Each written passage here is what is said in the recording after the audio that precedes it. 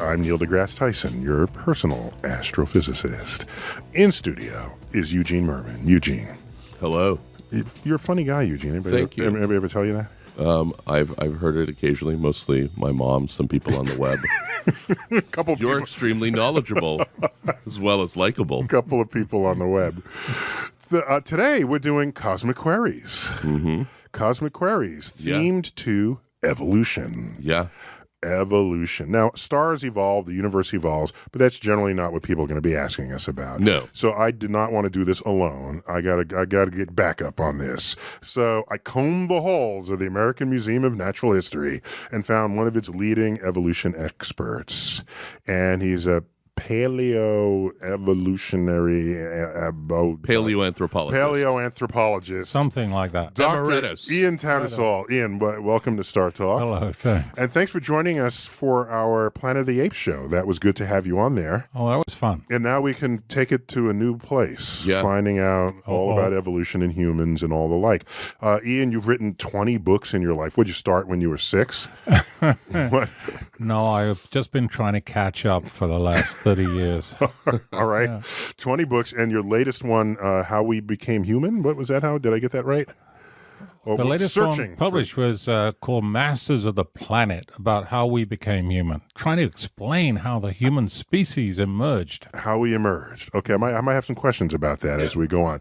But what we do for Cosmic Queries is we solicit questions from our fan base. It's Twitter and Facebook and wherever else on our website. And I've never seen the questions. Ian certainly hasn't seen the questions. No. Eugene, you have plucked these from the ether. I have. Go for it. All right. Levi Matamanowick wants to know, if human evolved from monkeys, why are there still monkeys? It's a classic creationist argument, blah, blah, blah. Anyway, why are there still monkeys if humans evolved from monkeys? Ian, we got you there, Ian. Well, humans didn't evolve from monkeys. Otherwise, it's perfectly correct. We have a common ancestor. About 30 million years ago, monkeys went their way and we went ours. And then something like 10 or 12 million years ago, the orangutan went its own way. And we continued on our way along with the ancestor of the apes, of the other apes. Right. And eventually differentiated about 7 million years ago. So what's the last ape we split from? The last ape we split from was the common ancestor of the bonobo and the chimpanzee. Oh, no. Okay. And then they were like, we're going to be awesome chimpanzees, and we were like, we'll be people. Yeah, basically. But why didn't those chimps realize it's much more fun to be people? So maybe it isn't. Maybe it isn't. It would be actually a lot more fun to be a chimpanzee if there weren't any people around. Yeah, but that's a separate question. Yeah. But given that there are, it's definitely more fun to be a person. Right now, I would say that the advantage is with us. Yes. Yeah. For now. We only have ourselves to blame, at least. But we saw the movie. It's only just for now that the advantage is human. It's true. Next one, Eugene. All right. Lance Elliott wants to know, beyond natural selection, we also have artificial selection, such as what we've been doing to dogs for centuries. Does selective breeding do the same as evolution faster or not at all? And if it does cause evolution faster, could we possibly selectively breed chimps until they reach intelligence? Ooh. Yeah, why aren't we doing to chimps what we're doing to dogs? Yeah, and creating super chimps that we can murder us. Yeah, we already have ourselves, and I think that's probably enough for us to have to deal with right there. Why you would want to turn a chimpanzee into a human being when human beings are already out there really, messing up the world, I can't What's the difference imagine. between buying a cake and making a cake? You can see the fun. Well, I suppose. No, we're not turning chimps into humans. We're turning chimps into smart chimps. Yeah. Turning chimps into smart chimps. People have been trying to do things to teach chimpanzees language. Turns out that chimpanzees can learn a lot of signs. They can manipulate symbols in their minds. They can add them up anyway, but they just don't love doing manipulate information the way we do. They have another way of. Ian. Neither are wolves cuddly lap creatures, but we turned them into we turned wolves into cuddly city dogs that sit on your lap during dinner. So why aren't we doing that to other animals, to chimps? I think dogs basically domesticated us. Dogs are basically the victims of their own personal kind of relationship with human beings. Chimpanzees aren't that way. Meaning dogs decided they could get food easier if they just hung out with us than hunted it. And didn't bite us. That's basically it. Chimps are like, we can get food easier if we stay away from people. Exactly. Okay. Next question. All right. Elad Avron wants to know, are you doing your best to pronounce these people's names? I'm not sure. Oh, how would you pronounce Elad Avron? Okay, go on. I feel like I am. All right. I mean, it's spelled just checking. Jeff. No. Go. Elad wants to know, do you think it's appropriate to say that our technological advancements are part of our evolutionary path? Did we change or cheat evolution by enhancing our lives with technology, or is the mere fact that we are able to invent that technology a part of our evolution? I'm with, what's his name again? Elad. I'm with Elad on this. But we are humans, we are fleshy things, and we create skyscrapers and subways and airplanes and spaceships. So that's our world. I think Elon has a really good observation here. And I think that basically we have a long, long history of biological evolution. But I think right now, all the action is on the cultural level. It's on the technological level. I don't think we're going anywhere as biological creatures. But boy, we're having a hard time keeping up with our own technology. Yeah, but we got people in the lab stirring our genome. Why isn't that just right on the next headline? You can stir up the genome all you want, but you need to keep it into a separate, inside a separate population. I mean, you can get into some pretty morally hazardous scenarios. What you're saying is you can mess with the gene, put them on an island, and let that gene propagate. But this is an immoral experiment. Like the Truman Show. On a spaceship. Like the Truman Show. There you go. All right. Next. Well, we got like 30 seconds. Wait, you got a quick one? Well, Monkey guy? Paleoanthropologist. Call me a lemur guy. Lemur. He studies lemurs. Oh. Yeah. In case you didn't know. Everything we know about lemurs is from the movie Madagascar. Oh. Just so you know. Yeah. Ian. Everything he does. Everything I he know. knows And I haven't even seen the movie. Right. So this week we had a cliffhanger here. So Philip Vasari, basically he's like, why do we keep so weak people alive? Yeah, so we interfering with evolution by bringing the miracles of modern medicine to keep people alive that would otherwise be dead, or enable people to procreate who would have otherwise been impotent. Well, as long as we're able to do it and we're able to afford to do it, what difference is it going to make? We can compensate for some basic biological problems. So we're rising above the limits of biological evolution. And as soon as we cease to be able to do that, selection will take over and we'll go back to the status quo. Yeah. That's a pretty straight answer there. Also, some of those people might end up being really great musicians. You never know. It's worth it. It's true. It's true. Okay. So good. Thank you, Ian. Cedric wants to know. Does Cedric have a last name? Nothing goes by you? Yeah. Avile. Cedric Probably. Avile. Okay, go. Cedric Avile probably wants to know, do you think that the evolution of technology is a continuation of our biological evolution? That is another really good question. Yes, it is, in a sense, because it's biologically enabled.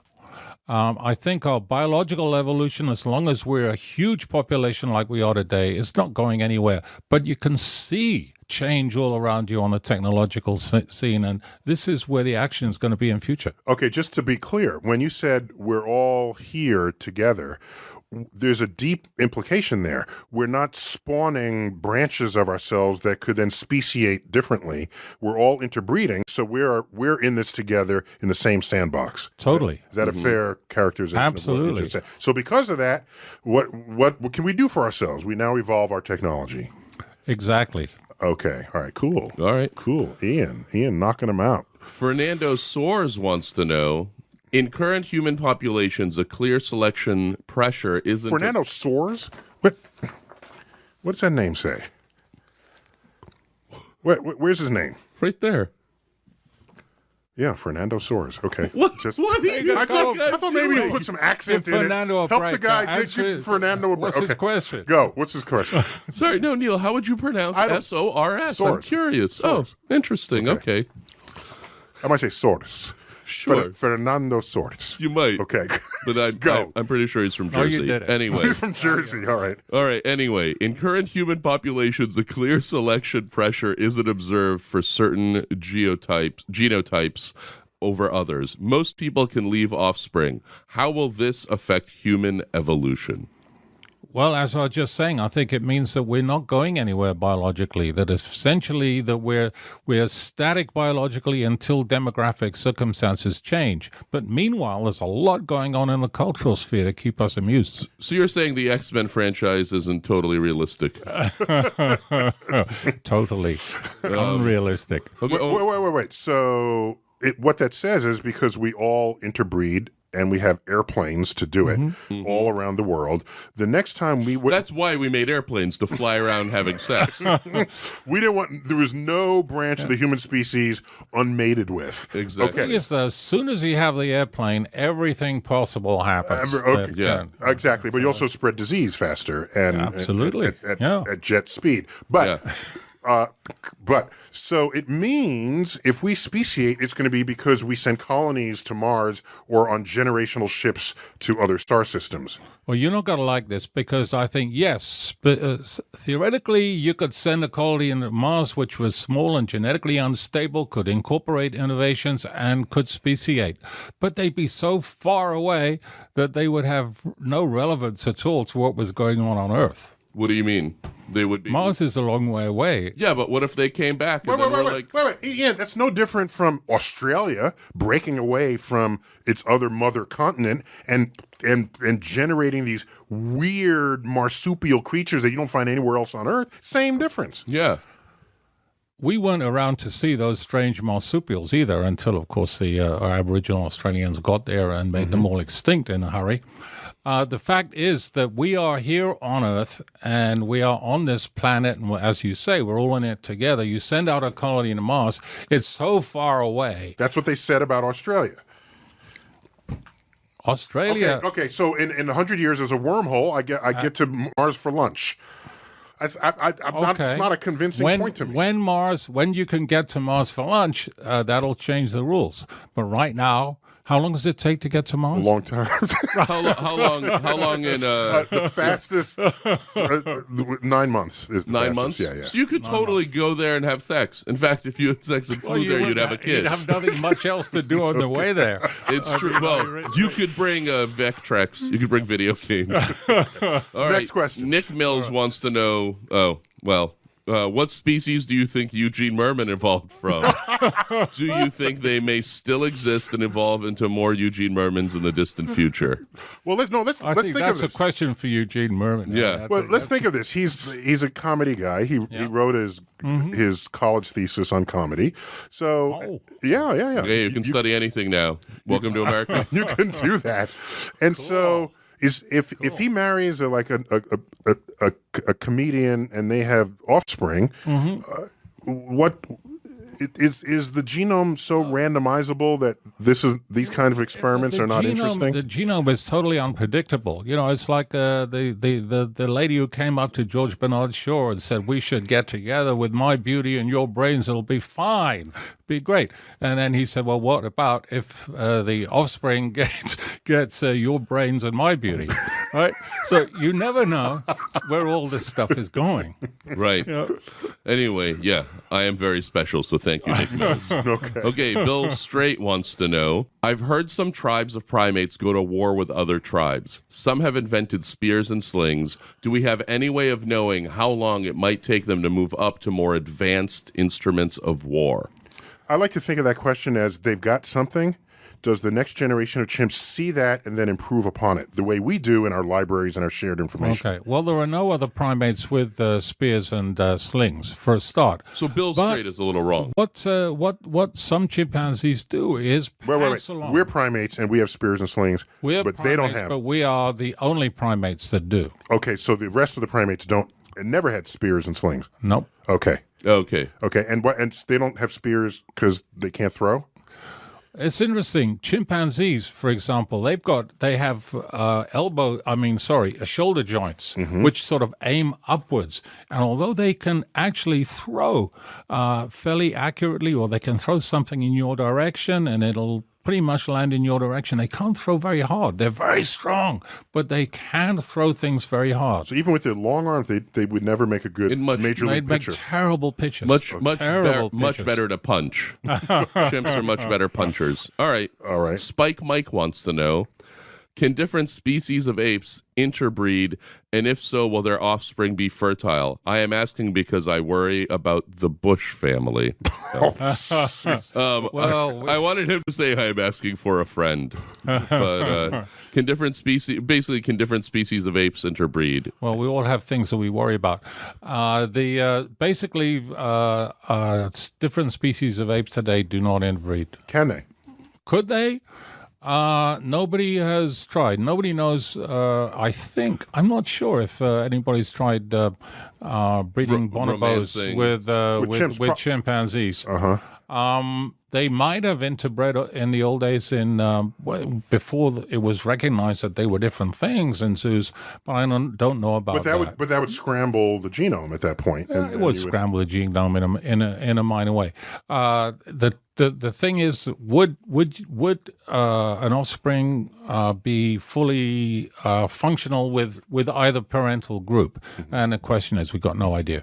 Okay. The answer is rather. Yeah. Interesting. So you have two different species. They'd have offspring, and it's a question whether that offspring could mate back with either one of the branches. Yeah, you could be incompatible at many different levels. You might not be able to form an embryo, for example, or you could bring the embryo to term and it wouldn't live, or it could live to adulthood and not be fertile. A lot of genetic landmines in there. Yeah. Interesting. Okay, 30 seconds. Okay. So get another question. Danny Hughes wants to know, shouldn't other primates have rights?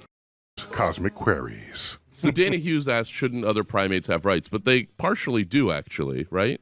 Do they have rights different from other animals? There is legislation in various countries protecting animals, other primates, for example. There's legislation in this country which has just decreed that chimpanzees should no longer be used in medical experimentation, and so on. So yes, in a sense, they have rights, but rights is a human notion, and rights are what humans give other animals rather than something inherent to them themselves. Just to paraphrase what you said, Ian, the rights we give chimps is laws that prevent us from killing them.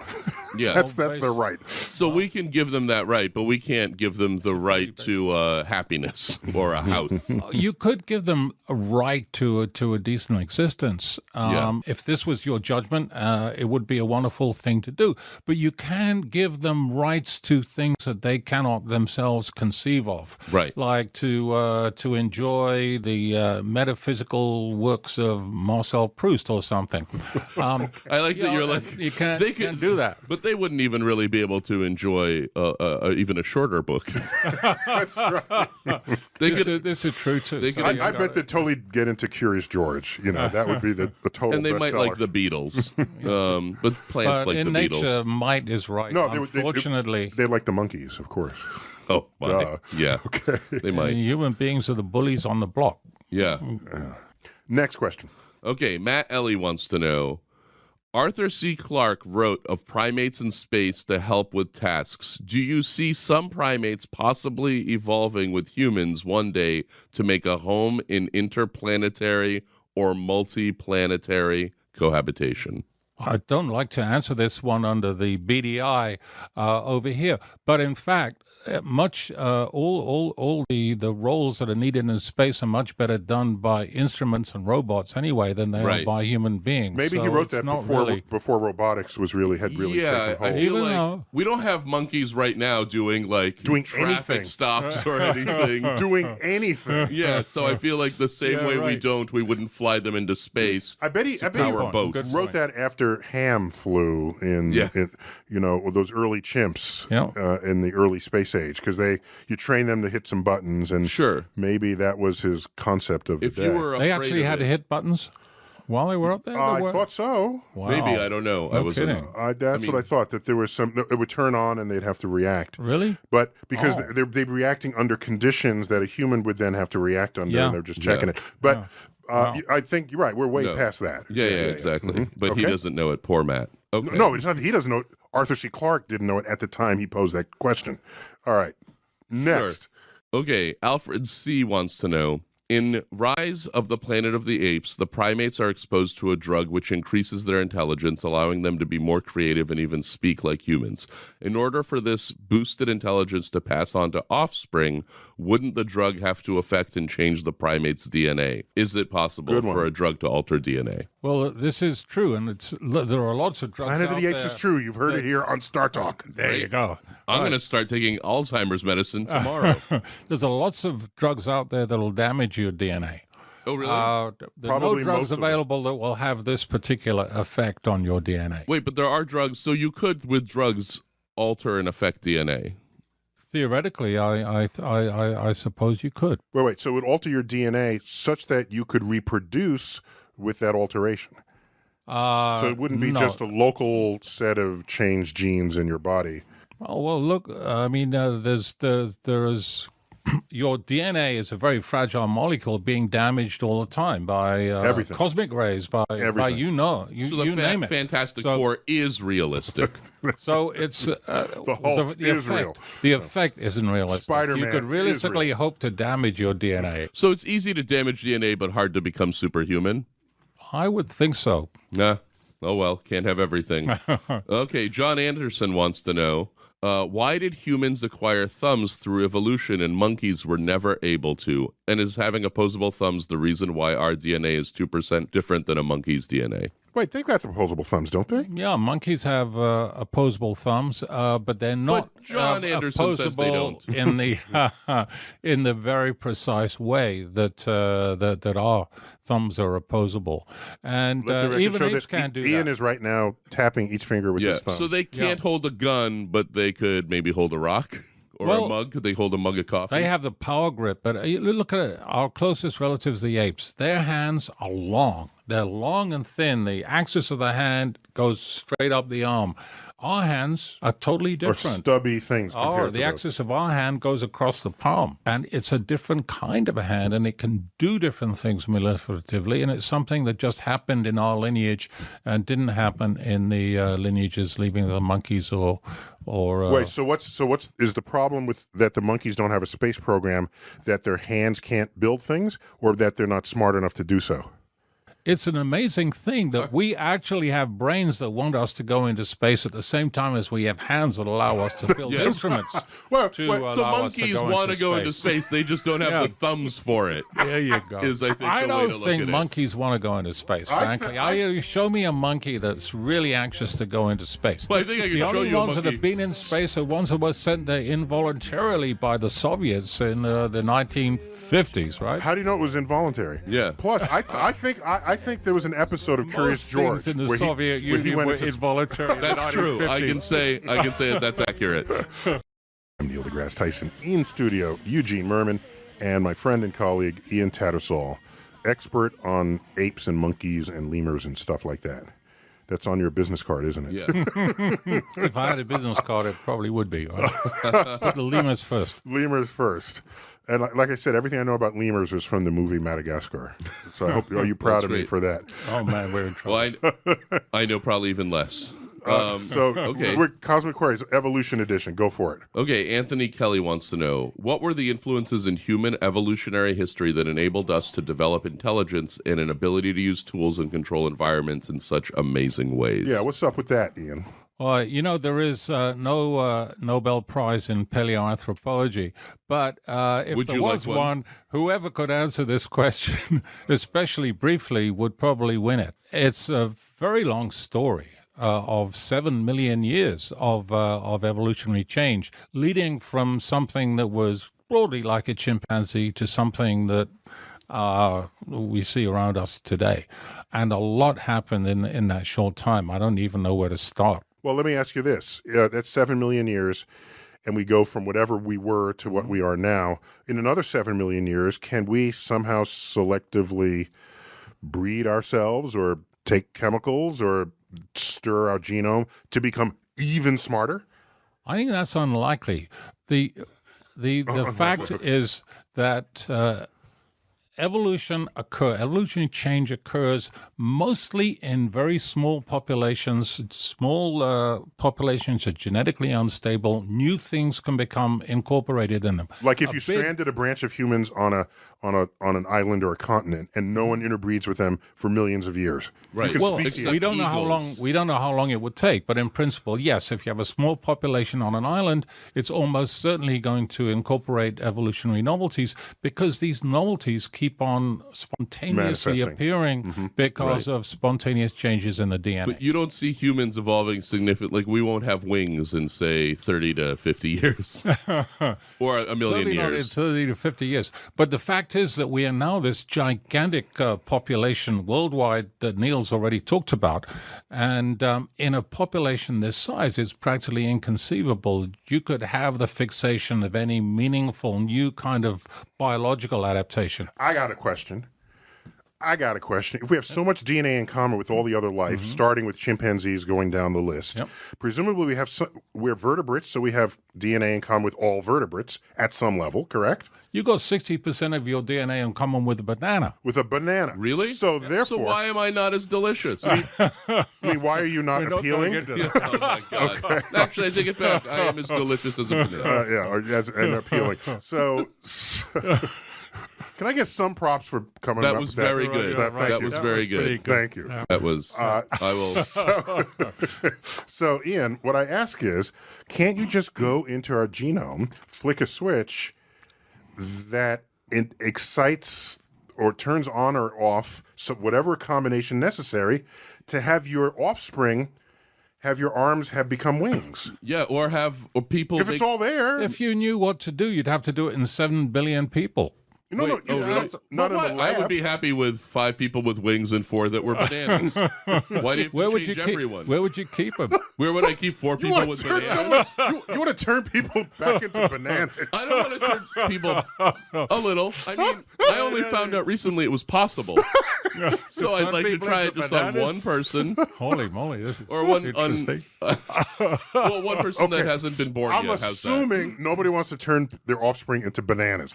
I want to know. We would force them. If they're just so, Ian, in the old days we had computers and they had what's called dip switches where you can change the parameters Remember of those. the calculation. Right. If you're old enough, you remember that. So if such switches exist in our genes, it's not that you have or don't have the gene. The gene is manifested or not manifested in its operation within you. So in principle, let's turn on the gene that can regenerate limbs, that as newts do. Newts got that. And, Yeah. and here we are thinking we're evolved in some special way, and we can't do stuff that other animals can do.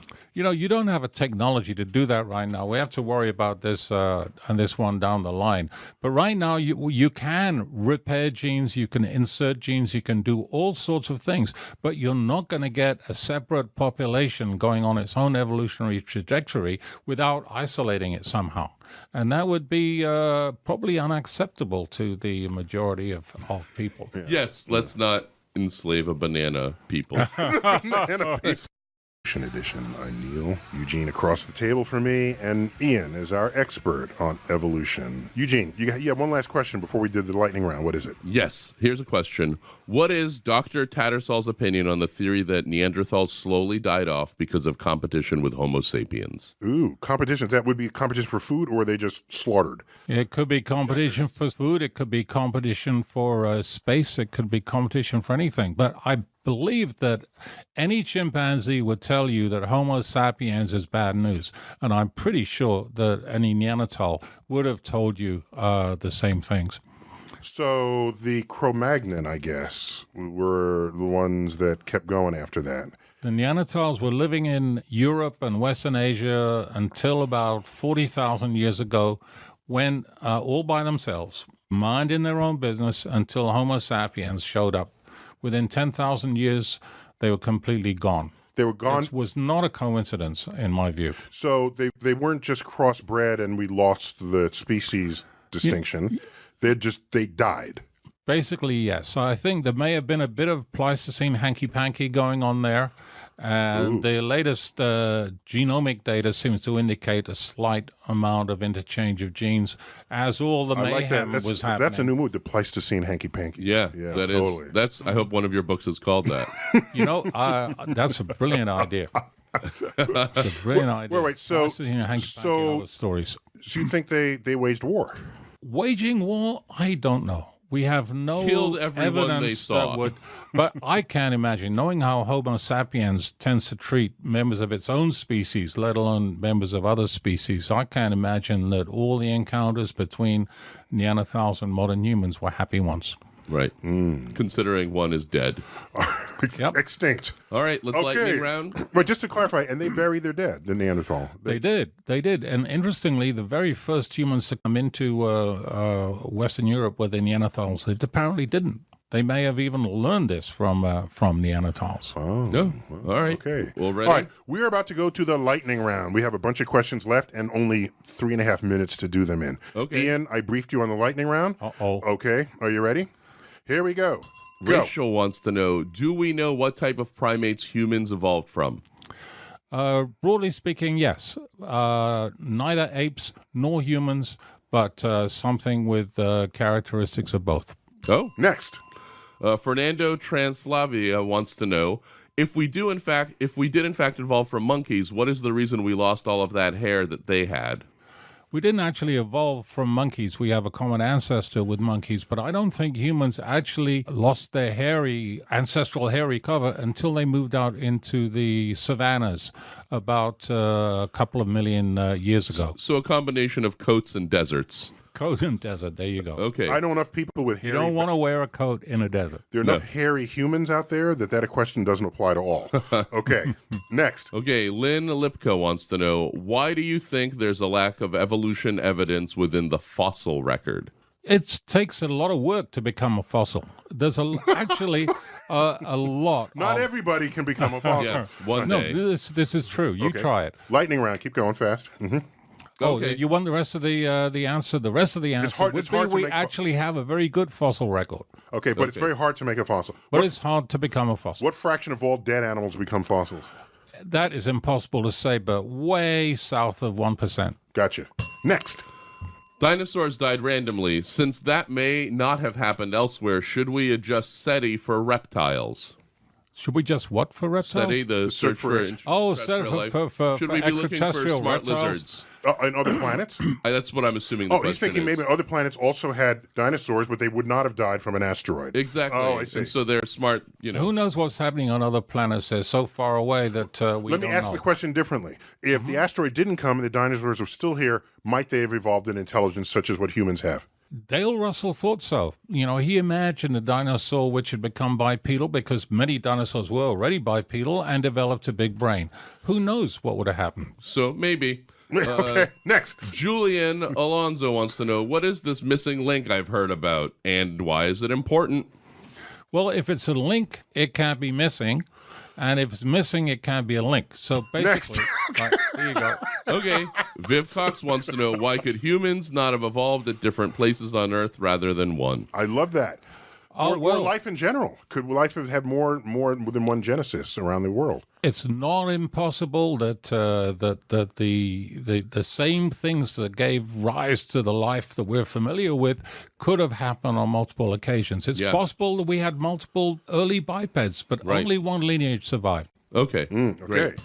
Okay, and Last one. Dave wants to know, do you predict designer babies becoming a reality for our species in the next 20 years? In the film Gattaca, that's exactly what it was. They got the best, defined by the couple, the best of both genes to design the baby that they wanted. Somebody with enough money could conceivably do it. I don't think you'd find many people approving. Okay. So, yeah, it's possible 20 years if people become immoral. Okay. So Oh, they're already immoral. it's the immoral knows, future right, that right. you're predicting. Yeah. Ian, thanks for being